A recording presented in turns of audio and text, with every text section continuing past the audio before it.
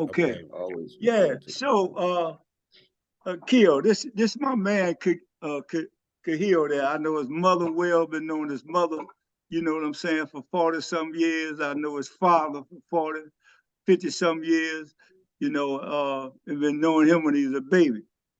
Uh, but anyway, I think I told you guys about Akil when I told you about, unfortunately, I told you I went to this funeral and uh, a young guy got killed in this bar. Somebody remember me saying something about that? Yeah, I remember. Yeah, I remember talking about that. well, this was his son, Yeah, it was my son, unfortunately. No. My son got killed. He got killed by some niggas disguised as black men. That's what I like to say. He got killed by some niggas disguised as black men. Can y'all hear me? Oh yeah. Yes, sir. Oh yeah. So Akil, why you yeah. categorize them like that? Because man, they didn't even have these boys didn't even have regular handguns. These boys came in and shot my son with an AR, and they had two of them.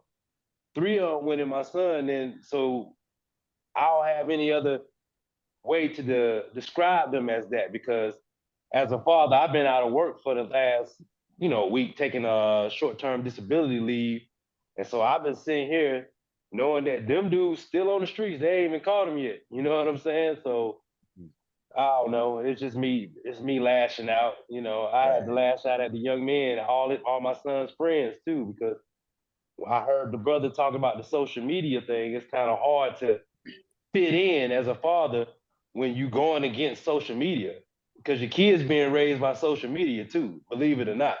They being raised by social media. So that's why I said my son got killed by some niggas disguised as black men. It's no ifs, ands, or buts about that one. You know what I mean? How old was he? He was 21, and the boys had to be the same age too. The boys went outside the club, came back inside of the club with two ARs. So the security guard, I ain't tripping. They had armed security, but the security guard moved on out the way. And like I said, I know the security guard wanted to make it home too. He saw them two niggas disguised as black men too, and decided to then get out the way. You know what I mean? Hey, my question to you, was he the only one got killed, or was it just a wild random shooting everybody? No, he was the only one that got killed. It was just some circumstances. Like, he went in there, and some of the guys that killed him came in with they had some ladies there, so the ladies ended up talking to my son. They swung on my son. A fight broke out. A shot was fired, and they went outside the bar, came back in with two ARs, a Draco, and something else. These young dudes got army guns now. They ain't got the old school 38s and all that no more. Them boys going in there with long clips and came in there and hit him 3 times in the chest. Two in the chest, 1 in the abdomen. 21 years old. So yeah. So I've been having to deal with that. Yeah, man. Me too, man. Me too. You know what I'm saying? It's just unfortunate. How long ago has this been for you? Bro, you wouldn't even believe if I told you that he died on Halloween night, man. Yeah, them ghouls and goblins came out and got him on Halloween night. Yeah. They came and got him. Had that particular day, had you felt anything early that day, like something was going to occur or something like that? Well, I talked to him earlier that day. He didn't tell me he was going to a club. But like I said, once he passed, right? Okay, I started seeing signs, right? I'm gonna be honest with you. I started seeing signs. And I would tell my son, hey, he want to be a rapper or whatever. But I had to tell him that your generation is so lost because they are being raised by social media. So they feel like they got to post their guns, they got to post their money, they got to post this, everything is visible. In my generation and the generation before that, like my father's generation, Man, you keeping all that stuff to yourself, man. A gun is a surprise element tool. You know what I'm saying? It's surprise. You know what I'm saying? You didn't know I had a gun, surprise. So I had talked to him, but I had started seeing signs of him just being too enamored with the streets. Like, he don't understand that. It's like you posting your guns, the other guys got guns too, you know, and I started seeing that he was going down the wrong road, you know. They on a whole nother level, man. They like zombies. Like I call them like, you know, I've heard the phrase of them being called the children of the corn, just kind of like they just out there with it. Like they way different than, you know, everybody say every generation had killers and this. These dudes are on a whole nother level. Like they grandmama's 35. You know what I'm saying? They grandmama's 40. You know what I'm saying? They ain't got no big mamas no more. There's no more big mamas. That is gone. You know what I mean? And it's just like you can't really mentor them because if you do, they think that you don't know what you're talking about. So my son would literally tell his girlfriend all the time, yeah, man, every time dad talked to me, man, he always lecturing me. Nah, but I love you, bro. I love you, man. That's the And difference. and to speak of that word love, man, on any given day, um, emotionally, I know you're dealing with it. I know it's difficult to deal with, but how you Yeah. find yourself making it through on any given day when the emotions sometimes overwhelming. Shit. I'm gonna be honest with you, man. I've been having all kind of Charles Bronson, Bruce Willis thoughts in my head all the time. I mean, I have to be honest with myself. I have to be honest with myself. I'm definitely dealing with that on another level. But I've been doing therapy. I was skeptical of the whole concept of therapy. You know what I'm saying? I had to start doing therapy and try to do my best to kind of like help make sure that person Mute, arrested. mute sure. Yeah, How, mute how can I should. do it, Ken? Mute, Oh, go okay. touch that little box up there by his in that square. Sure, mute yourself. Or What? make me a co-host. I'll do it. Okay, okay. I'm back ahead. I got a grandson, man. Okay, I'm a grandpa. I'm 62. Yeah.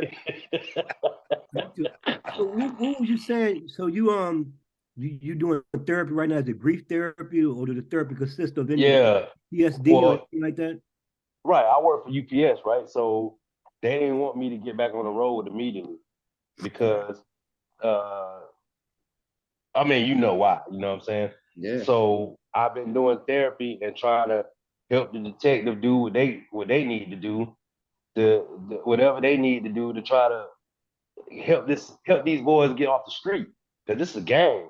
It's so funny. Hey, you know what's hilarious about this? I mean, it's hilariously in a Shakespeare tragedy way, right? The fact that these boys are signed, they're a record group, they're a record company, they're a group. And when I tell you these boys, they rap group called Homicide Gang, bro. I'm talking about Now this who? drives me Now what group this was that? drives me Homicide. insane. That was your son's group. No, The that's other this group. the group. Yeah, this is the group that's supposed to be a part of this. They named the Homicide Gang. Right. So imagine you finding out this as a father. You sitting here, you worry about like, Homicide Gang, huh? So y'all serious? Y'all ain't playing, and I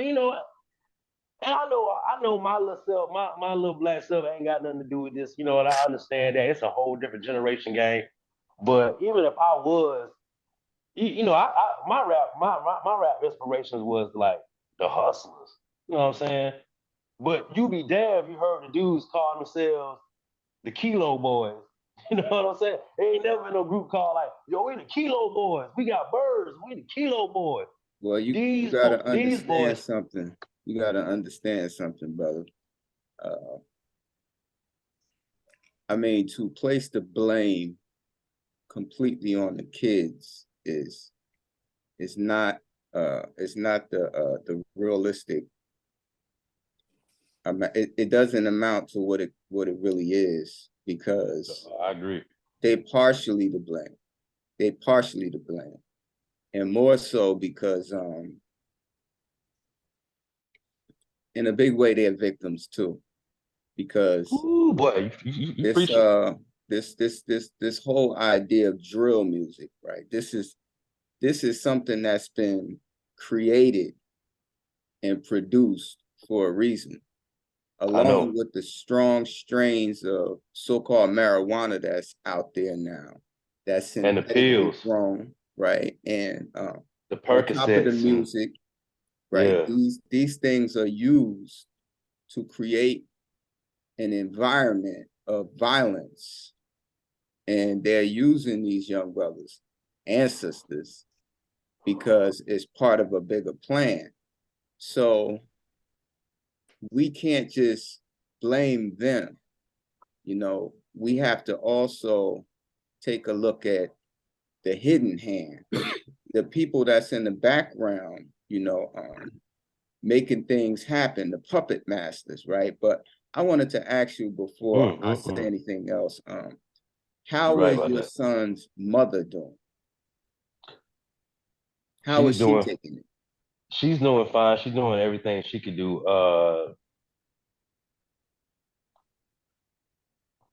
It's kind of weird with,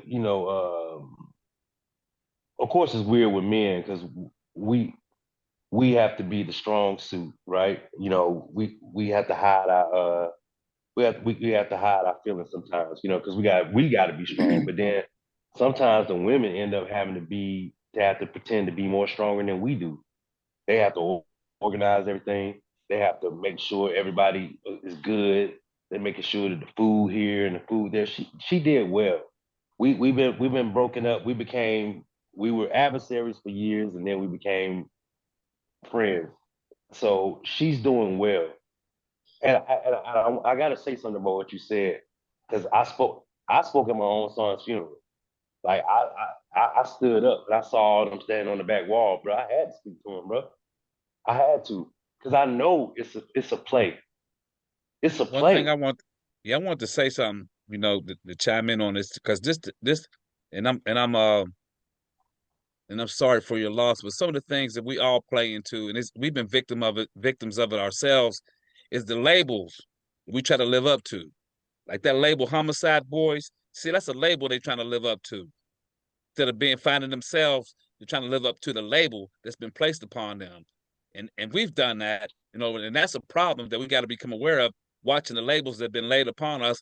Is it our very true essence of who we really are? Or that's not who we really are. The labels that's placed on it, that's not who we really are. And sometimes we get caught up in trying to live up to that to impress other people, and we get in God trouble damn. and get ourselves off track as a result of that. So we have to watch because even the label of being a man, you have to be strong. That's a label that's placed upon us, and we feel less than and inadequate if we don't feel like we're living up to that label. So we have to look at the labels being placed on us. That's one of the things I'm really aware of. That I had to begin to get rid of some of the labels that I thought that I had to carry. So I just Yeah. want to throw that in, to go Yeah, along with what Kenny was talking about. yeah, and I wanted to elaborate on what Kenny said. The other hand, my question to you was, I know the position you in now, as far as being the advocate now, but what kind of conversation did you and your son have before, as far as about life and what really goes on out there in the streets and them boys that he hang out with or the ones that would come in contact with him? Was you really talking to him? Because I know right now you got a message for the next motherfucker that comes that way. But I want to know what kind of was it? Did you always have that message? What I'm saying, were you talking to your son in the manner of the interest that you're showing right now? Was that Well, then? yeah, yeah. Well, first of all, I want to say that This is a therapy group that I'm doing right now. This is Yes, definitely sir. a therapy group that I probably needed more than the lady I've been having therapy with. Absolutely, I had those conversations with him, man. Absolutely. I mean, I pleaded with him. I pleaded with him before he passed. I had intuitions. I was begging with my other son, my youngest son. He's 16.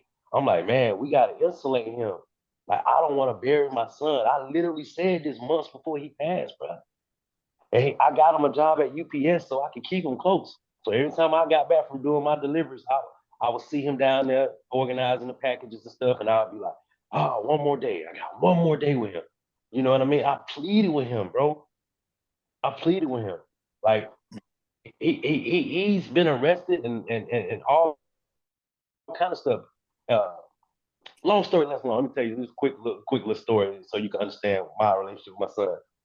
My son was what I would call, my mom called him Lame Johnson. You know, she would always be like, Lame Johnson.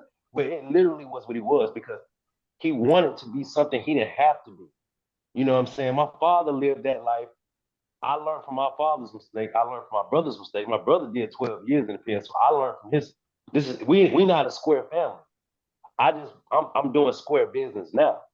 So him seeing me, I thought that anything he need to be is admiring his father because I done been through the ringer to put him in the house that we in now. It's me. I ain't got no woman here. I take care of everything. Me and my other son. So I thought I was like the but to his mind, it was like I tell y'all, once he get in that phone and he see all his they worshiping idols. They worshiping idols with these rappers. And so with kids leading kids, it's hard to compete with that. Because when they see me, I'm going to work, I'm doing my thing, I'm I'm Lame Johnson. My mama calling him Lame Johnson, but then my son, I'm Lame Johnson. So I had all them talks with him, man. He brought a dude here.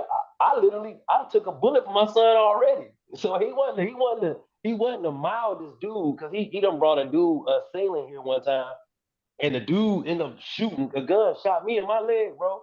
I let he left, and I let him come back in the house because he was a good kid. He was just lame as hell. Like he wanted to be something else, and he didn't have to be. So I had all kind of talks with him. He had just moved out. Check this out, brothers. He had just moved out 6 months before he got killed. He just moved out the house. You already know me. I'm coming to the door with the gun in my hand and everything. I don't want to live like that. But they rappers, the way they live, it ain't no hip hop parade. Oh no, right. They spinning the block. Like I said, I said this at the funeral. Their music is peel, peel, peel, kill, kill, kill, peel, peel. I mean, it's like a whole indoctrined spiritual warfare that's going on with these kids. I see it. Let me ask you something. I heard you say something that caught my attention. You said you had another son that you raised him. How old is him? Your other 16. He's 16.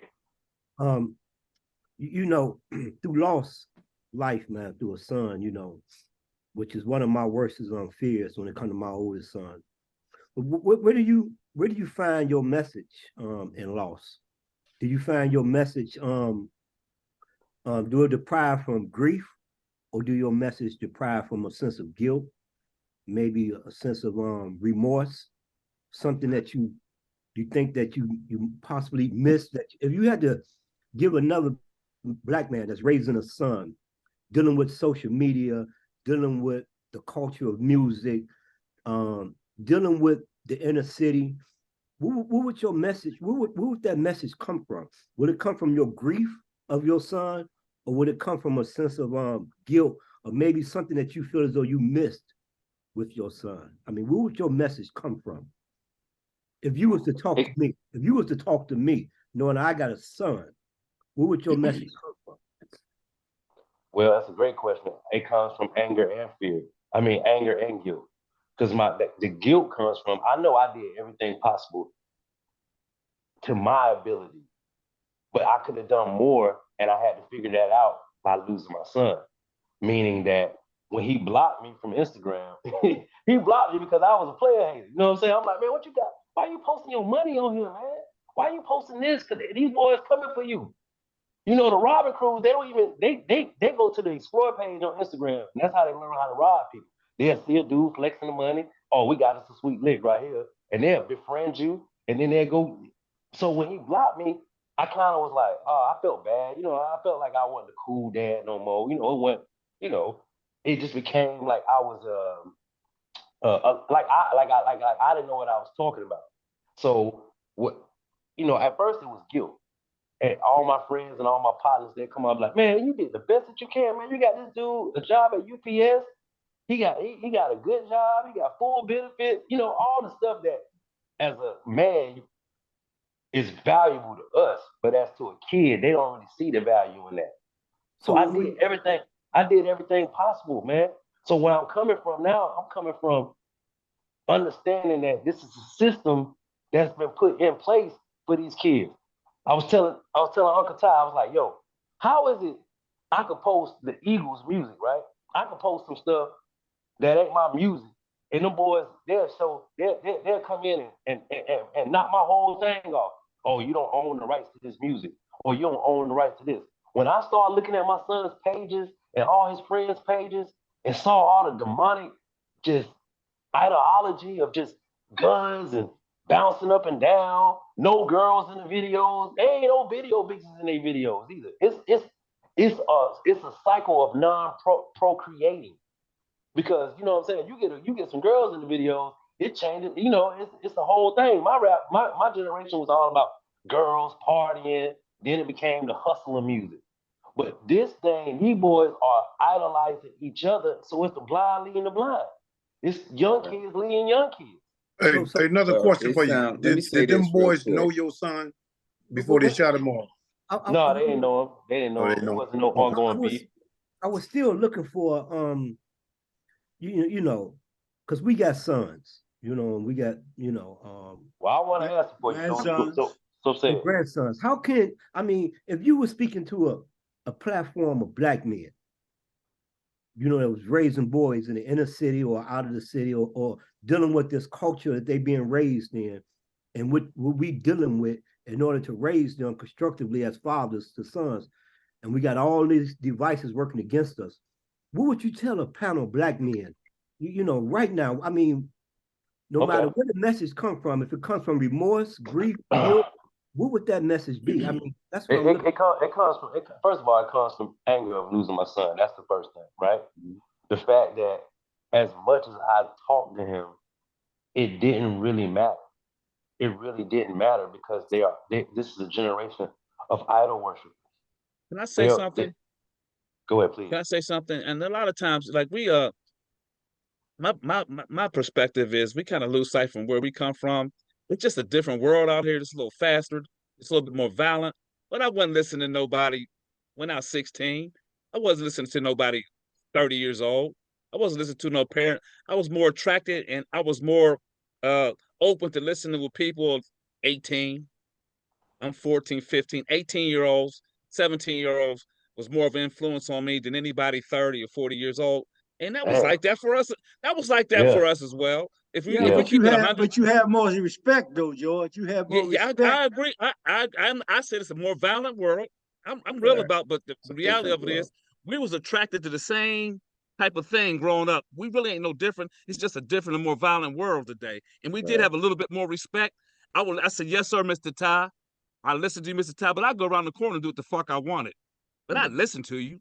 You know what I mean? That ain't really no different than what's going on now. It's a whole set of circumstances and conditions that's been put in place, right? And it's not really even enough time to talk about how this shit happened. But I want to say to you, brother, that you seem to have gotten so much information about this culture, and you've been pulled into this thing, in a way that it's become personal.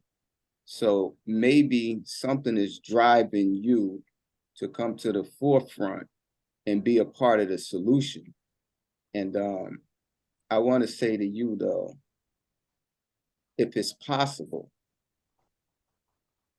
try not to blame the kids, try to, if you have to, try to forgive them, right? I know that might seem impossible at the time, but because they're being subjected to something, right? They being played, man, and they don't know. I mean, like I was telling you, man, there's so many different conditions that's in play.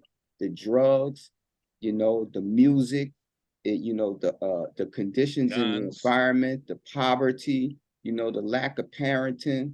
It's a whole lot of the economics, it's a whole lot of things that come into play. So when you say that, when you talk and you say these kids this and these kids that, it's like you believe that the kids are really the problem, and the kids are not really the problem. They're really the victims because they're being played. And the only way that we're going to be able to appeal to them, unbelievably, brother, is through love. You know, because love is the only thing that has the power to turn a person around. I And agree. I agree. we I agree with blaming you. them. Just let me Well, finish my point. Okay, go You ahead. made your point, Ken. Let me finish my point. If we blaming them, right, then I'm they're not not going to blaming. want to hear what we have I'm to actually say. talking to y'all. I don't want you to think that I'm blaming them. I'm talking to you guys. Right, See, right. I understand I that. spoke at their funeral, and I literally talked to them with compassion. What I'm trying to say is what I've been picking up, the knowledge I have been picking up from learning Right. about the situation.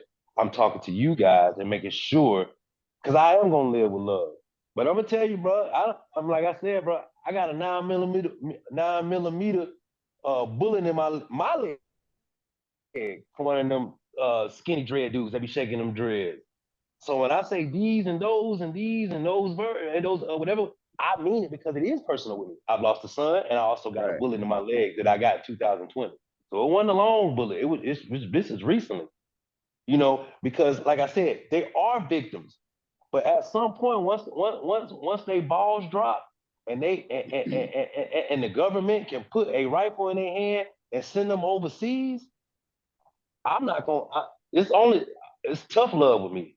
It ain't gonna be nothing else because I can't give them anything else. They not gonna believe. They really not gonna listen to me if I come with the super love vibe. They're not gonna feel that. But if they feel the rage and the pain in myself, I know I'm gonna touch somebody because the people that I spoke to at my son's funeral, they was his partners. So I said, "Oh, Let me say something, Akil. Because yeah, I was at your funeral, and I'm gonna make your point and Kenny's point, and I'm gonna bring it together. Because okay, both he's saying tomatoes and you saying tomatoes, and I'm gonna show you what it is. I was at the funeral when you spoke. The Spirit of God have took over what you were saying. If that could have been recorded, there's no way humanly possible that we could think about what you said and write that down and say that. That comes from a power greater than us and greater than you, man. That was so dynamic, man. You know what I'm saying? That it was like about 10 or 15 of his son's friends. They standing in the back. They always dressed in black. You know what I'm saying? I don't know. They must have got that together or something. You know, they always dressed in black, man. You know, and I can't even tell you what you said myself. All I know is my spirit bear witness with it. You know what I'm saying? I could, yes, and sir. then even after the funeral, after we sit there and ate after the funeral, the same guys gathered around you again. You know what I'm saying? And you Yeah, went to, you went through your thing, man, because you were just in a zone, man. It was your son. You know what I'm saying? I yeah, mean, I meant I it can't because even I imagine. I love them. never lost a son. Right. I I love got them 4 dudes. sons. You know what I'm saying? Yeah, yeah, those are his friends. I love them dudes. Yeah. They always listened to me. I always tried to lecture them and made sure they walk out here without, they was carrying guns with clips. They clipped so long with them guns, man. It's hard for me. I used to be telling, what y'all need this for? What y'all Let need? me make my point. Let me make my point. Okay. What Kenny was saying about the love. You talk to them with love. I'm standing there. I'm standing in the back, and when I'm talking about after the funeral. I'm standing there. They got you in a circle. You in the middle of the circle, and you talking, man. And I'm just standing there. You know, and I said to myself, I said, let me say something to these cats. And that's when I came in after you finished. I didn't want to break up what you were saying because it was so powerful. You know what I'm saying? I didn't want to break Right. it up. Right. But it was love what you was talking about, man. Love had taken over you. Right. Okay. You know what I'm saying? Yeah. And you was talking with love to them. You didn't put them down. You know what I'm saying? You was talking like, I mean, you would spank them a little bit and then you rock them back to sleep and you spank them and you love them and hold them. You know what I'm saying? And you know, Yeah. it was absolutely amazing, man. You know what you did, Thank and what Kenny was saying about you having, you know, something that you know that perhaps you need to do to further this happening I'm to 100% with him. just like what It's a Kevin mission. was trying to bring out. If it was me, man, what would you tell me? You know what I'm saying? The same thing you told them, but you know, Okay. the spirit had you. You can't see that you can't intellectualize this. You know what I'm saying? This just can't be intellectualized. It comes from intuitive. It came from here. You know what I'm saying? And it came out. You know, it wasn't from up here. You know, and it was a masterpiece what you told. I can't even begin to say what you said. I told you this here. You know what I'm saying? As a matter of fact, I take the little bit of I think I sent that to you. I take the little bit of when you were talking with him after the funeral, you know. But I wanted to say, and I'm gonna give it to somebody else. We talked about the causes, you know, the kids being victim of the reefer, the music, the social media, the puppeteers, kids leading kids, kids having kids, grandmothers 40 years old. You know what I'm saying? We talked about all this. I would like for us to spend a few minutes and let's talk about some of the solutions. We talked about the cause, but what's the solution to some of? Let's talk about it. Kenny mentioned that not to blame the kids. Okay, that's one solution. Let's talk about some more. Okay, now a solution is you know, we talk about awareness all the time of getting somebody aware of this, that, and other, what's really going on. See, I think the solution is based on it's going to really start at home first, you know, because like Kevin was saying, we do have sons and grandsons and children, and we run into people in our communities. We run into them young boys all the time. You see, so part of the solution is stopping and talking to them fellas every time you see them. You got to let everybody you know what's going on as you understand it. Like you said, you would tell them it's a spiritual warfare going on. You know, that's information that you're gonna catch some of them attention. You can run some of them away because they tell, oh, here come this preacher man or this holy man. See, the word spiritual paralyzes these young cats, man. They think you're a Jehovah's Witness. They think you're a Jehovah's Witness or something when you're talking that spiritual realm because they don't understand. You're right. So we have to, the part of the solution is getting them to understand what spirituality really is, Tyrone. We got to get these cats know that they're outside of their box. Sure. Kevin wanted to say something. It's burning him up. Let him say it. If something burning him up, I don't want him to lose his thought. Go ahead, Kevin. Because, you know, we talk about solutions without understanding the full dynamic of the problem. You know what I'm saying? I mean, we can easily say drugs and guns and social media, but there's a root problem here. It's a common denominator those shooters all have in common. You know what I'm saying? Sometimes we ignore what that common denominator is when it comes to our children and who's raising our children or how they being raised. You understand what I'm saying? See, something that we all have in common, like George and Tyrone and myself, you know what I'm saying? Maybe Kenny, maybe not, or most men our age. We was raised by a dual family with a father and a mother working through problems, talking, discussing. See, I learned how to listen, first of all, in my house. So it's easy to say, look, let me go to the streets. We tried that and get these kids to listen, but they never learned how to listen. They never learned how to listen to those that may have an insight on what's going on with them. You understand? Oh, man. Can I piggyback off you, Kevin? Yeah. Piggyback off of Kevin. When we're looking at a solution, we really got to look at the in-depth of the problem and the source of the problem. You understand what I'm saying? See how easy it is for a child not to listen to you. You know what I'm saying? Y'all got a lot of wisdom. You can walk up on a corner and you can try to captivate their attention, but they're not going to hear you because they haven't been trained to listen. They don't have been trained to respect the words of an elder. They come from a broken household. They come from a place that's already lost and confused. They come from anger and aggression and fear. They was raised in fear.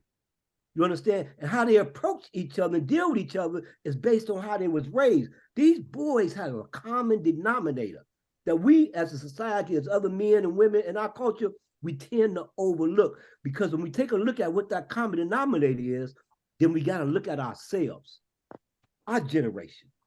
Who failed these kids? Who failed these kids for real? What broke us apart? What took that value system? What took that traditional value system, that family structure away? I mean, the problem started way before these kids was born. These kids were born into a problem. So what we got now is a problem out of control. And reality of it is, it's afraid to talk to your father. I mean, it wasn't an atmosphere of love. It was fear. We were more afraid of our parents than open to be able to share our true thoughts and feelings, because I felt it'd be some retribution if I told the truth how I really felt about something. You know, what I learned to do in my household, thank God I got my life together. My son was 6 and my daughter was 2. My life was an open book between my mother, their mother, and me. Our life was open. We didn't keep them off into the room and have adult conversations where they couldn't listen to our conversations. They was allowed to go everywhere we went because we was living right. You know, we wasn't sucker. We wasn't religious. We wasn't stiff. We were just being ourselves around our children, and they felt comfortable. You know, they felt comfortable enough to tell. My daughter was comfortable enough to say, I'm gay when she was 14. My son was comfortable enough to say, Dad, my boys are selling drugs. You know, sometimes I want to do it. You know what I mean? I'm like, son, I'll buy you a car. Just keep getting A's. You deserve Jordans. You deserve a car because you're getting A's and B's in school. And as long as you keep getting A's and B's in school, I'm going to give you all the shit that them boys hustling trying to get because you deserve it. And I was able to tell him that because he was able to tell me his thoughts and feelings. A lot of times we grew up, we was afraid of our parents. We weren't talking to them. We weren't telling them the truth. Because we're going to be put on punishment, you know what I mean? Or we're going to get beat down and abused. So we took that shit to the streets. So we created an atmosphere of acceptance, an atmosphere of love. You know, wasn't no fear in the house. My kids weren't afraid of me. They weren't scared of me. So they could talk. They could be themselves because they weren't afraid of not being themselves because they won't get in any trouble. For most of us, that wasn't our story. That's the real, and my kids ended up turning out to be decent kids. They never got in any type of trouble, even though they was in the worst neighborhood in the community, but they could talk to their mother. They could talk to their father. They could talk to their grandmother about what's really the fuck's going on, and it allowed them to go on and be successful. And so when kids are scared, I will agree. When kids are scared of adults, they ain't gonna talk to adults. Right. Well, you finished, George? Go ahead. Yeah, go ahead. I'm done. Real quickly, well, let me say this. I just want real quickly, I just want to say, you know, I was listening to him explain how he had conversations with his sons about what are you doing and what are you doing, you know, and I get it. But a lot of times when I talk to kids, what they really teenage boys, what they really want is somebody to listen. Sometimes we don't hear them because we only see them.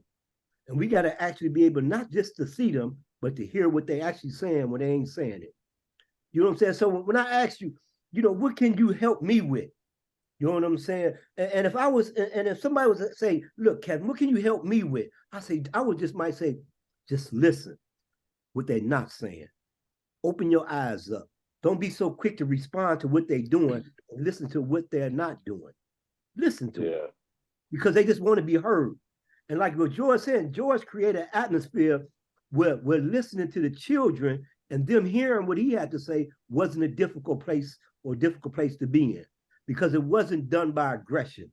It was done by a sense of love, open-minded, being open to them, and you know what I'm saying, and not being judgmental of what it is that they're doing. And being involved in their life, being involved, man, like whatever they was interested in. My daughter said she wanted to rap. I bought her a microphone. So I let her know I want to hear give me some bars. What was her rap name? Nice. You know, I said, let me hear what you got to say. And we participated in anything that they was interested in, and we still do. They grown now, and we still interested in whatever it is they doing. And we being, Okay. she go to poetry slings, you know what I mean? She had her gay friends around us. We ain't make them. It's the spirit, like Tyrone talk about. Right. The spirit was open. The spirit was free. They didn't feel judged when they came in our presence, man, because we had gotten better, because we got better. We were better people, so they didn't feel that. Because you can feel an attitude and you can feel a spirit. And if a spirit is angry, that kid can feel that. And they ain't gonna go. They ain't gonna intimate. They're not gonna get intimate with that. It's just not. Tyrone, We did. Tyrone, you We next or didn't. me? I am. Okay. It goes Sorry, I short. went on a little tangent. Sorry Whenever about I that. get in. I'm sorry, Go Ty. ahead. No, it's not. You know George is Hey. long-winded. Go ahead, Ty. No, well, we got What? everybody here long with it, you know what I'm saying? Ain't that the pot calling it? We some long-winded brothers, that's all. Sure got a lot of We all nerve, got don't he? something to say, and that's a good thing. But I'm gonna say this here, man. There's a multitude of things that's the solution for this here. You know, for example, you know, if a kid is putting something on social media, like he just robbed a bank and he's showing the money that he got from the bank, you know what I'm saying? And the guns he used. And I mean, he's showing this on social media. You understand? Now, I'm an old crook from way back. That is the most ridiculous thing I have ever encountered in my motherfucking life. To do some Amen. shit like that. But so now what I'm saying, now how do you decode some of this here? How do they've been played and bamboozled, played like a Steinway piano. They've been brainwashed, you know what I'm saying, to do this shit. So we got to decode that. Now, first of all, you know what I'm saying? All these kids, they talk about, and every generation from my own generation, when I come up as a kid, 17, 18 years old, what was the most thing I wanted to learn? The game. Now, what was the game? The game in when I was coming up in 65, the game was different than what somebody was coming up 65? with in 75, in 85, in 95, right. In 205. Now we got 225 where we at. Now, all them transformations, all them decades of what somebody called the game. What the fuck is the game? You understand what I'm saying? Motherfuckers think the game is putting everything they do on the fucking social media. They think that's the game. So in my opinion, one way to have a solution, like I say, it's a mini solution. One way to have solution, deal with a solution for it is talk. The game talk to them. Say, it's just like, for example, when Akil was talking with these kids, I'm laying back. This is after the film. I'm laying back. I ain't saying a word. I'm listening. And then when he got through, before they make their move to break up, I said, hold, wait a second. I say, let OG tell you something for a minute. Let me say something to you for a second. I said, listen, when y'all go in a nightclub, when you walk in, don't be looking at the guys. Look the women in the eye. You know what I'm saying? Walk through there. Walk all the way through to the back and front. Know where the exit is, because you might have to go out of it. Then come back, watch the women. You understand what I'm saying? Then the men won't be able to penetrate you. You know what I'm saying? And da-da-da-da. And I said a few other things, and I stepped back. So one kid walked around, and he came over, and he hugged me. He said, man, thank you, man. I appreciate that. Cause see, I could look at the guys and tell that they were squares. And I'm talking about squares in terms of the game where I come from. Yeah, Not absolutely. squares about what they were doing, because they don't know what the fucking game is. Okay, Yeah, Greener. you know what I'm saying? So we have to talk. That's one way. That's one way of doing it. And then you bring, and then they ask Akil. Akil told them, well, that's exactly what happened to my son. And they say, well, how did the old dude know that? He said he didn't know it. He just know the game. You understand what I'm saying? You know, and so that's a way of getting these kids talking their language. Okay, you want to be a player? Okay, that's cool. But the first thing you're gonna have to do, to be a player, the first thing you're gonna have to do is learn respect. You're gonna have to. So what we're doing, we're using psychology. You know what I'm saying? We ain't trying to take him all the way over into the game. Really, they might not even be wanting to get all the way over there. They just following some shit that they don't even know what they fucking following, man. They following social media. You know what I'm saying? Like you said, Akil, social media is telling them which way to go and what's what. You know what I'm saying? It don't even block them. How can I get the most like? It's all about how I can get the most likes on social media. That's what they want. They want to be liked. Yeah. So let me chime in on this here because Kevin made a point about how we raising these kids and how we were raised, and he pointed out a good thing about the two-parent home. That's always a quality, man. If it's the biological mother and biological father, it cuts down a whole lot of restraints on raising your child. Now, if you use the husband that came into the house and the kids already exist, well, you got a little restraint. You ain't got to say so, and the same vice versa with the mom. But so when he says about getting that attention from that child, that's a real important thing. Well, that's the first thing they did. They divide so they can conquer. So that's what the system does. The system make you get so disappointed, build your wife up on a pedestal where you can't stand her in that house. You beat her ass, you go to prison, she go and get another man. So now the house is disrupted from that point on. So it's all kind of ways that they done figured out how to separate the father from the house, man. See, in my case, I was raised up with my mother and my father. They lived in two different houses. Every time I acted out, see, I was a man before I even knew it. Because my mama knew I was a man. My mama knew that at a little bitty boy age. She said, boy, I'm going to send you to your daddy because I kill you. Because she couldn't handle me like she could handle my brother. She tell them sit down and do some shit, they'll do it. But me, I don't know what type of animal I was, Kenny, but I was different from anybody else in that house, man.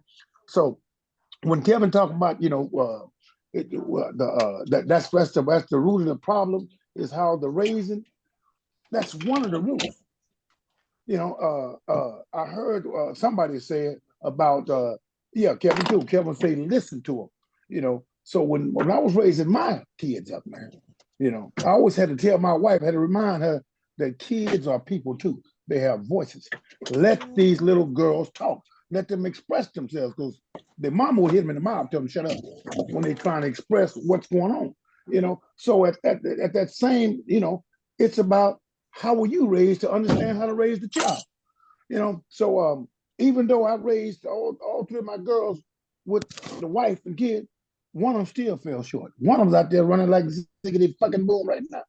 And I ask all the time, where did you get that from? So social media does play a part in what part of the shit they're gonna listen nowadays. Like Tyrone said, that game he was in was 65. It's 2015, 2025 now.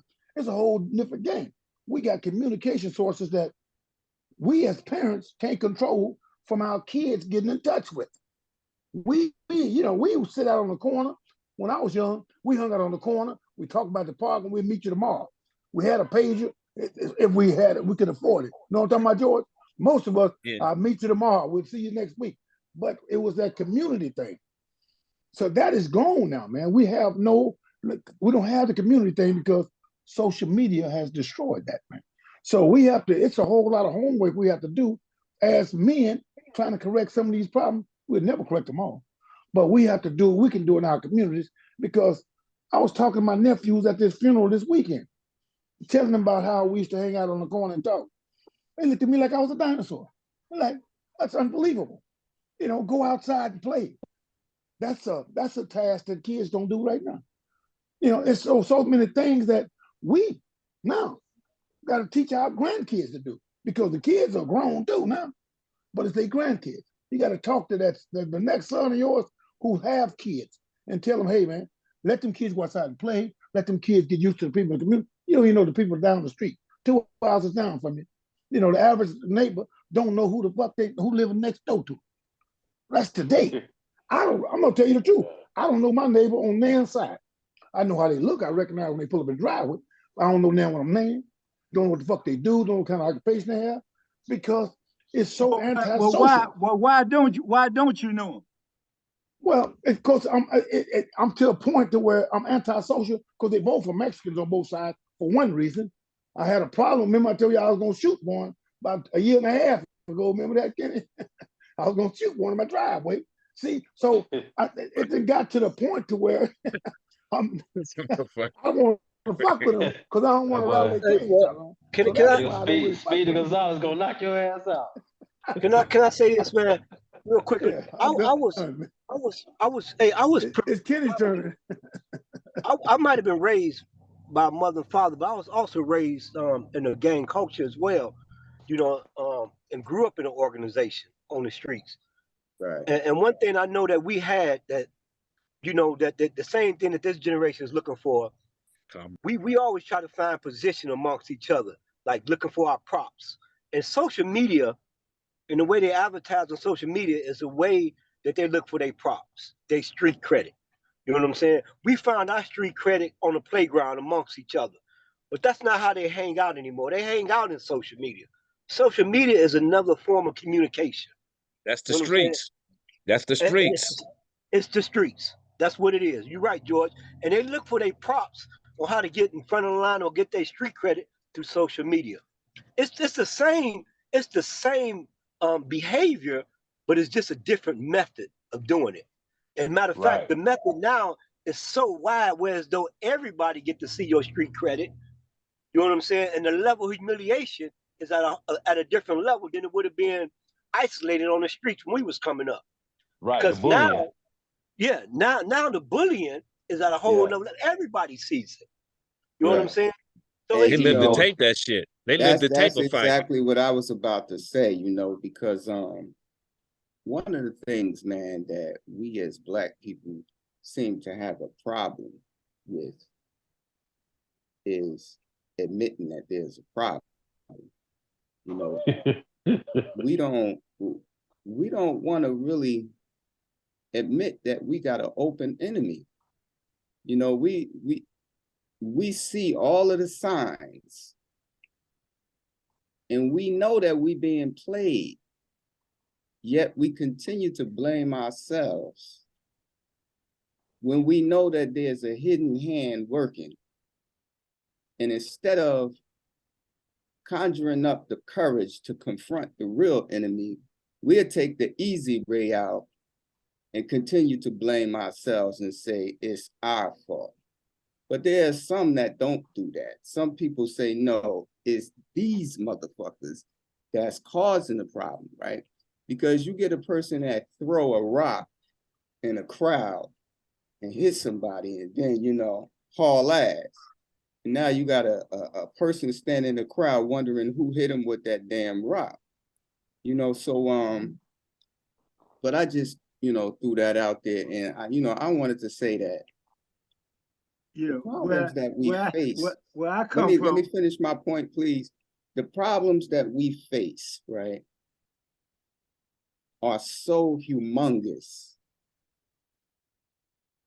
that it's almost absurd for us six to be sitting here talking about solutions, because it's so huge, it's so big. It's not that we can't get over it, but what is required to get over it is far beyond what we could do, right? So we have to tap into a power that is capable, right? And that power will provide the spirit, the courage, the insight, the intel, the strategy, and whatever else you need to get over it. But one of the things, or a few of the things that we can do. We can have small victories, right? Because it's not always about winning the war. It's about winning some battles first. Sometimes you got to win some battles before you can win the war. You know, and some of the battles that we can win is that we could join with other organizations. We could find people that are doing things, you know, people that are set up in the community that need help, that need resources, and we could join forces with them. We could spend some of our time mentoring some of these young people. We could spend some of our time going to schools and talking with these young people. You know, the schools will allow you to come in there and talk to them if you are part of some organization, you know, and we could talk to the kids ourselves, just have conversations. You know, one of the organizations that I'm with, I used to go into a facility with juvenile rehab. It was a juvenile rehab. It was an adolescent facility, but these little cats was on their way to jail, you know? This was just like a stopping point before, you know, they really got turned out, to give them a shot, to take a look at themselves. And a lot of them were on the wrong track. But because I had the same kind of history that they had, I was able to appeal to some of them, you know, and some of them did go the right way as a result of us coming in there and talking to them. I seen quite a few of them run up on me on the street, say, yo, OG, what up, man? Yo, I remember you came to the facility and shit. Yo, everything you was saying was 100, my nigga. Everything. You was like, yo, you was on point when you said such and such and such and such. Because sometimes they just need to hear something different. Right. And this is the last thing that I say. We're being played, man. We're being played big time. And we got to accept the fact that we got a real open enemy, you know. And the only way that we even gonna get in the fight is to realize that somebody is fucking us up. Somebody is beating us up. And we need to get in the fight. We need to acknowledge that this shit is real. And, you know, do something about that. So I'm gonna leave that at that. Well, I got something to say. But Uncle Tom, let me get this point in. Yeah. One thing I noticed about this whole thing, before my son passed, like when I bought this house, I bought it for them. I bought it. It was like a house for my sons, right? And we all in here, we men, we doing everything. I knew my oldest son. I always kept myself open to him. Even when my son started trying to hustle, I felt bad because I didn't want to be a hypocrite. So I had to like tell him some rules on hustling. Hey man, you need to do it like this. Don't bring these people to the house. Don't do this. Don't do that. I had to do it, right? But let me tell you where it got tricky. And when you keep saying a hidden hand, and I love that point, that when you say that, it's a hidden hand. It's an algorithm that's going on with these kids that's affecting their spiritual warfare. So when you say you got worried about saying spiritual, they not worried about saying demon. They on demon time. They let you know they on demon time. Ain't another demon is if demon ain't a spiritual word, I don't know what to tell you. But I've been noticing that it's an algorithm. Like once I started looking up my son, like on YouTube or like once I got to an Instagram page and I saw all what he was into, it started feeding me other stuff like that, like just dark stuff, rapping like they sitting down on the seat, like they sound like they on heroin when they rap too. And I used to be like, hello? Oh, we got somebody. Oh, well, it's like it's an algorithm of evil that's going toward the kids. It's hard as a parent to combat that in 2022. It really is, because once they can tell you good night, dad, and you be like, good night, son. You had a good day today? They'd be like, yeah. Then when you close that door and they enter that phone, it's like they plug it up into a matrix, like a metaverse, a whole nother world, a whole nother world of vibrato, of evil, of just like gun talk. Let me tell you, when I picked up the dudes, when my son got killed, I went down to the place where he got killed on the Atlantic Street. I don't know if y'all know Atlanta. That's like right downtown, Atlantic Station. Yeah. So I go downtown. I go down there. They won't let me go see him. I'm glad they ain't let me see him. So they had me go down there to pick up the kids that he rode with. First thing I told him in the car, there will be no crime in this car. When we get in this car, we're gonna ride and we're gonna drive and we're gonna talk about this.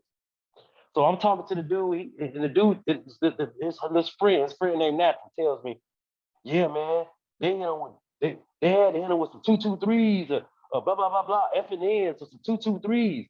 And I said, man, why you know that? Like, why do you know that? Why are y'all so fascinated with army guns and all of this? I mean, it starts from the video games too. I mean, like I said, if I can go back in time, because hindsight is 2020, I say, hey man, the video games, everything, all that stuff is teaching these kids this algorithm. I see it plain as day. It's a systematic thing that they doing. I don't know who doing it. I don't know what's controlling it, but I know it's an algorithm of evil, and it's pushing it toward them. Like they, I go to my son's page. When I tell y'all, man, I didn't even know my son because I heard y'all saying earlier when you was like, you got to be open to your kids. It wasn't no more open than I could be because he wasn't showing me everything. In their world, they're not showing me everything. So it's like a whole algorithm. I mean, it's just like it goes into their brain.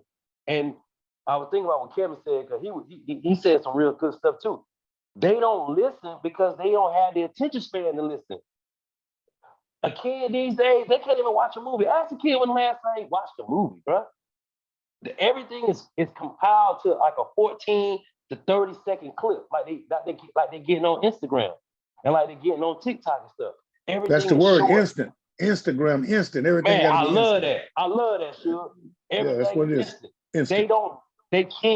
They can't even think. They can't even be still to think.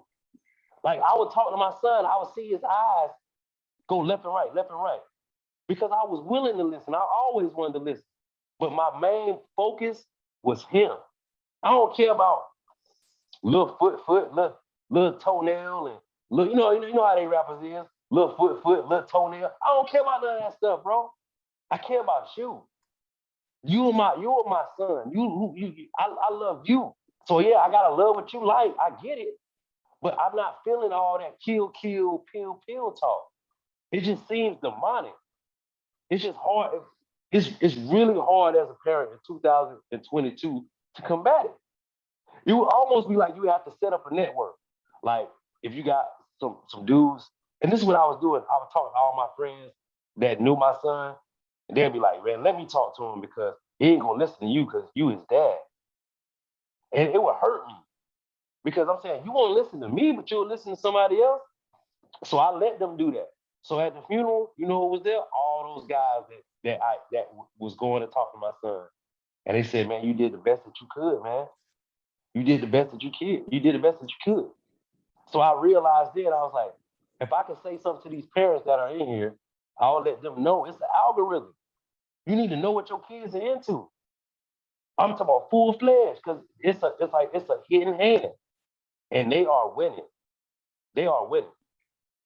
Yeah. Thanks for sharing that, Akil. Thanks for sharing that. Yeah, it's man, real. That's real shit. lot, man. We appreciate we had a topic in mind, but the topic just took its place, and it just went on and went on, man. It's got something to do with the topic. Let me say this here, man. Mhm. I want to say this here, man. We wrestle we ain't wrestling with flesh and blood, man. We wrestling with principalities, some rulers of darkness. Woo, in high places. You understand what I'm saying? I mean, they ruling the little white boys and the little black boys and the whole fucking 9 yards. You understand what I'm saying? And it ain't but one way in my 74 years of being on this planet to deal with principality and rulers of darkness, you have to go into the natural spirit. You understand what I'm saying? So I suggest that this topic that we're talking about,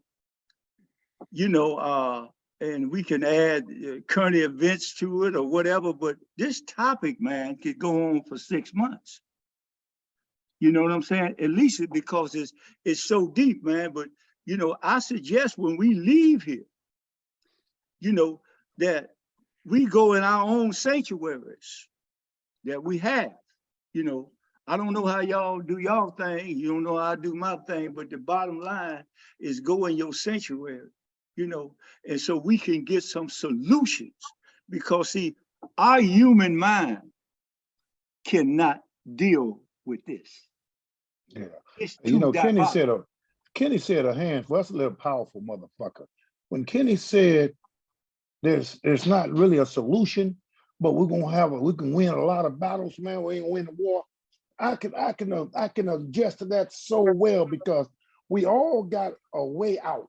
Everybody on this panel can come and think of a way that we can resolve some of these issues, but it's nobody on the same page about all the issues. So what that is saying is even our battles are divided.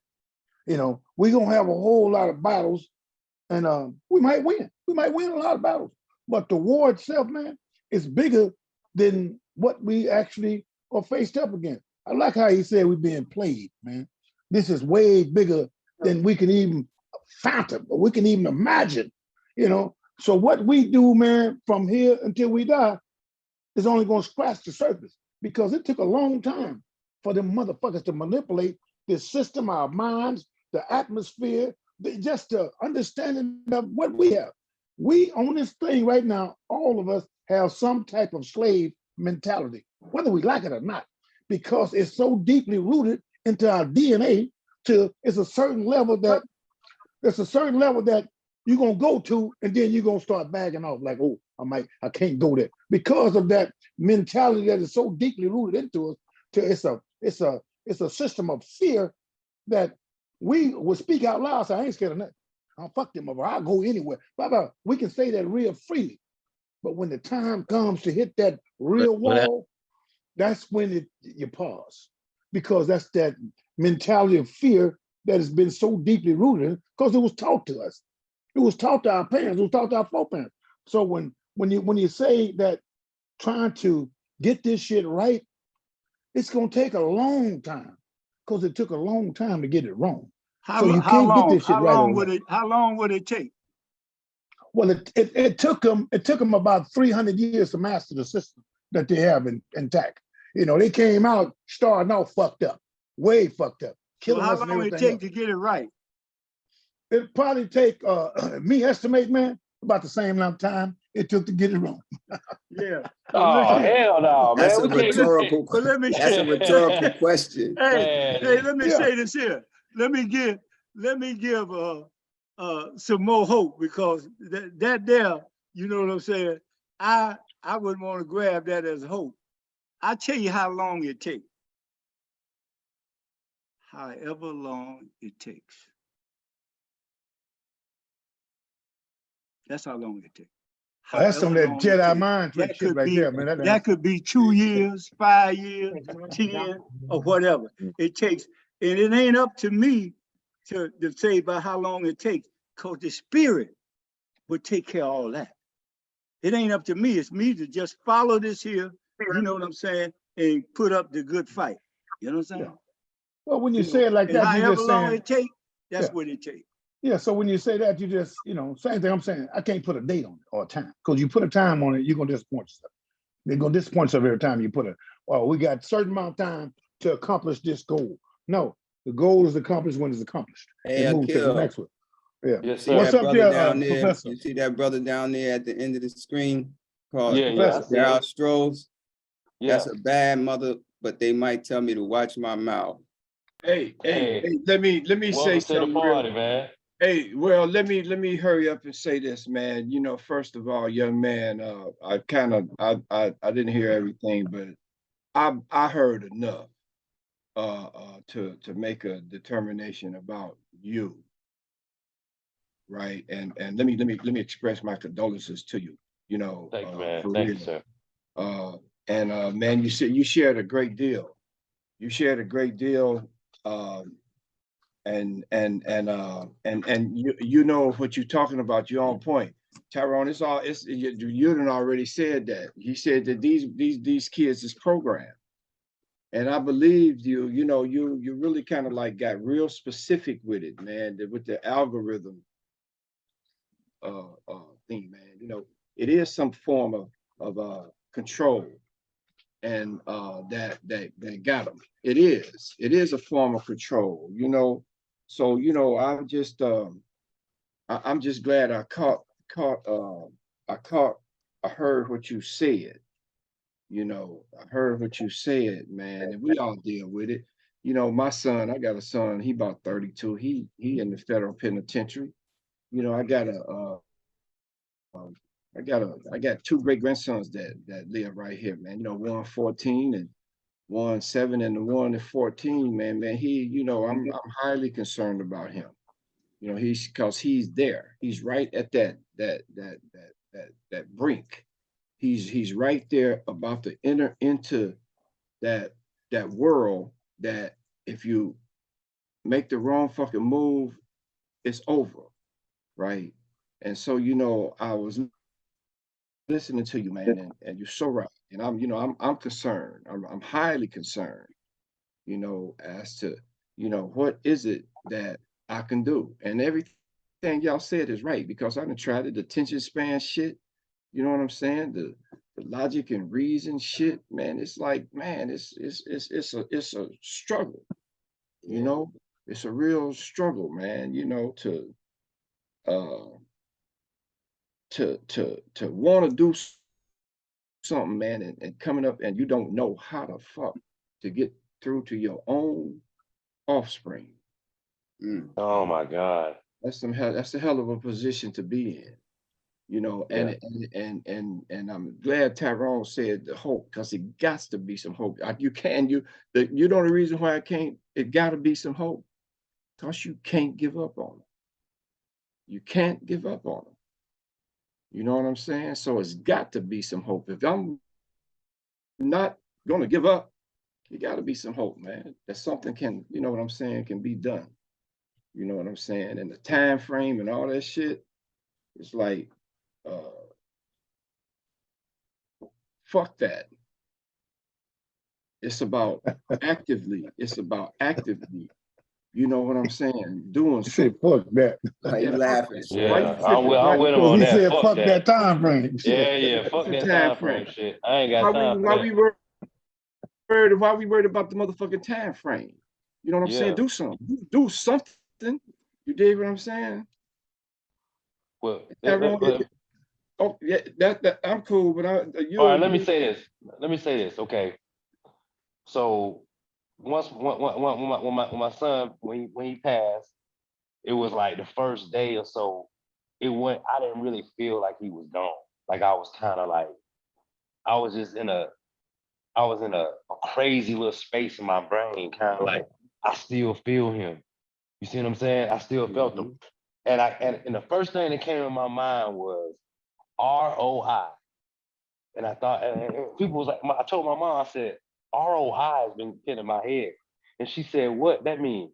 I said, return on my investment. I invested in my son. I gave him everything, the tools, and I gave him the tools, the knowledge. You see me going to work, bro. You see that you can have what I can have. You see, I used to rap.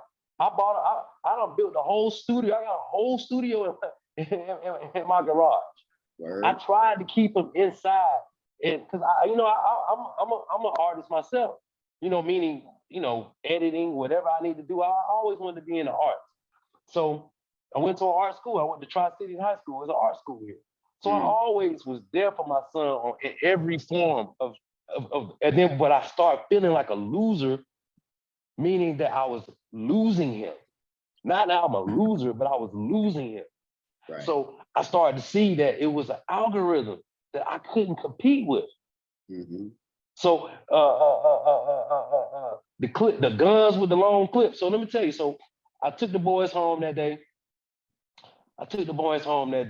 And we went to my son's house. We dropped them off because their cars was at my son's house. They rode with my son. So I come in the house. You know, I tell them no crying in the car because y'all we ain't gonna do no crying. Y'all want crying, you know, no crying. So we get to the car. We get to my house. I go see my son's room. I start crying. Now, let me tell you, as a man, I know No, the hold last up. Think time. about that for a minute. Hold on. Listen, I'm gonna tell Think you. about that for a minute. You tell Let me them tell not you, to cry, you go in the house and cry. Let me tell you why. Because as a man, this is how I felt. And I told my mom this, man. I remember the last time I cried. I cried in Right. 2014 when my dad died. So I go in the room, right? Let me tell you, it was the shortest cry I ever had. This is when I got furious. I started crying. I laid on his bed. It looked like some old R&B song video or something. I'm on the Unbreak My Heart or some shit. I'm on the bed crying for a second, right? I look to the side, the left or right. This nigga got army guns. He got clips over there. He got the drums, the monkey nut clips, 150 round clips by the bed, bro. I stopped crying immediately. I opened the damn door. I said, nigga, y'all niggas are the children of the corn. Y'all are doomed if y'all don't get y'all life right, bro. My son, what my son doing with clips like that? Oh, y'all that bad? Well, we need to send y'all overseas and let y'all see how bad y'all are. Because y'all ain't doing nothing but killing us, bro. Y'all killing us. So you got a gun that got a 150 round clip. My son, that he gonna put on a fucking Glock. He puts that on a Glock. 150 round clip. Man, I cried 10 seconds, bro. 15 seconds. Laid on that bed, cried for a second, look to the left, look to the right. What the fuck is that? You telling me that you need this? I'm going out here busting my ass, doing everything, working, showing you what a real man is. You worshiping idols, nigga. I'm the next best thing to God on this planet to you, man. I gave you life, just like God gave me life. And you worshiping idols. And you worshiping the wrong idols too, because kids leading kids. It's like that, what's that old book we used to read in school where everybody was shit, Lord of the Flies. Y'all all leading each other in a whole bunch of disparaging ways. I listen to their shit. I try to listen to their language because you want to speak their language. Yo, I'm on demon time. Ain't no way in life I would be comparing myself to a demon. Because we had grandmamas. Y'all grandmamas 35. So you angry? I'm pissed, man, because I see what's happening to these kids, bro. And it took my son out. I see what's happening to him. It's an algorithm. It ain't no hip hop parade or hey, let's make this money together or let's be players. Let's play So on what these you gonna do women. about it? Hey, Stroll, I'm what do you doing it think right about now. what do you think about what Kenny said as we being played, man? That's what it's I all lo- about. That's what it's all about, Akil. I It's love about this doing message. We something. are being played. Well, I think he's know doing we're being something played. about it now. He's talking about it, Ken. Exactly. Yeah, I Yeah. think so too. I I see agree. what's happening. let him talk. I couldn't even cry for my son, man, because when I cried and I looked to the side, first of all, he had this poster on the wall, and I was like, what the hell is that? And so then he had blocked me, right? So my girlfriend, she looking at his video, she crying on the porch and shit. And I come outside, I look on the phone, I'm like, who the fuck is that? It's literally my son, bro. Talking about dead friends. It's a chant. I understand spells when I hear it, man. They shit ain't even got no substance. It's just saying the same thing over and over. Mm-hmm. Dead friends. Dead friends. What dead friends that you got, bro? You ain't got no dead friends. Oh, you prophesizing. You prophesizing. Because now my son is the dead friend. He is the dead friend. It's just a whole bunch of hypnotizing. If you listen to it, it's very tribal too. Boom, boom, Yeah, boom. low Oh, frequency. but you just Kanye West was talking about this shit. We thinking he crazy. the chakra. Kanye Yeah. West was he So was you talking talking about you about mad? this shit. You mad about the Jew boy? What'd he putting out- say, George? Same thing Akil talking about the chakra and the Yeah. chanting, the whole Right. fucking that and what they keep hearing over and over It's a again. spell. Same That- It's a shit. spell. That's what I'm It's a telling you. That's spell. what I've been telling you. We It's being a Let me played, tell you man. something. That dude Charles White, he be on the internet talking shit, but he said some real shit today. He said niggas will put a bullet in the gun thinking about killing a nigger. But they'll never think about putting a gun. They wake up from a dream thinking if they shot a white motherfucker, it scares them to death to think about shooting a motherfucking white person. But they'll always prophesize and get excited and amped up about putting a bullet in a gun to shoot a nigger. So, That's so wild. like Kenny said, it been played, it been It's programmed. like, So wow. the thing is, how do we deprogram? You know, like when you in the military, You know, and you get captured by an enemy, and they put you in a concentration camp. Mm. You know, and they program you. You leave there, and you go back to your land. They send you to the Veterans Hospital. What do? They deprogram. Mm. You know, yeah, so but see, we have to be deprogrammed. And we're gonna have to deprogram ourselves, because the folks that program us, damn sure ain't gonna deprogram us, you know. right. Hey, And so, viral clips, but viral look, inspiration clips. but see, man, it's Will help that. it's always another way to look at something, man. You know, and that is a form of programming for us to say what just that. I mean, who else they gonna fucking shoot? You did, and but we What? You every say the so? world and even ourselves, huh? I didn't hear you. What'd you say? I said, well, who else they gonna shoot, man? I mean, you know, that who else are they around? See, it's another way to look at that, and I'm not condoning it. I'm not saying it's okay, but let's look at the demographics of the whole thing, and that's part of the programming that we associate that always that negative stuff with us. All right, so nobody says nothing about white on white crime when these motherfuckers shoot up the fucking schools and shit. Nobody says shit about that. They highlight black on black crime as if that is some type of phenomenon type shit. But the fact they ain't around nobody else but somebody black. And I don't think it's necessarily because they have a hatred for themselves or for that person that they kill, and they just oblivious to other races. I don't think it got shit to do with none of that. It's part of a programming. It's part of it's a geographical aspect associated with it. That's who the fuck they're around. It goes back to the plantation around. theory, man. It goes back to know? the plantation theory. It's against the law to kill a white man. For any Yeah, black. I don't know if it's necessary. I don't know if against it's the law. necessarily all of that. You know, the whole shit is a fucking big ass fucking multi-layered fucking con game. No. So why I said that? Because these brothers, these young brothers, they can kill they mates and friends and they neighbors and go right back to the hood. They kill a white boy, they on the run. They on the run, sure enough, or they gonna get told on and capture. It's like they gonna capture They that gonna motherfucker. get told on. Sure, they gonna get told on whatever. No matter what the fuck they do, they're gonna get. But they ain't on the run. But I'm saying they ain't on the run. They right back in the hood bragging about, yeah, we just shot that motherfucker up. Woo last night.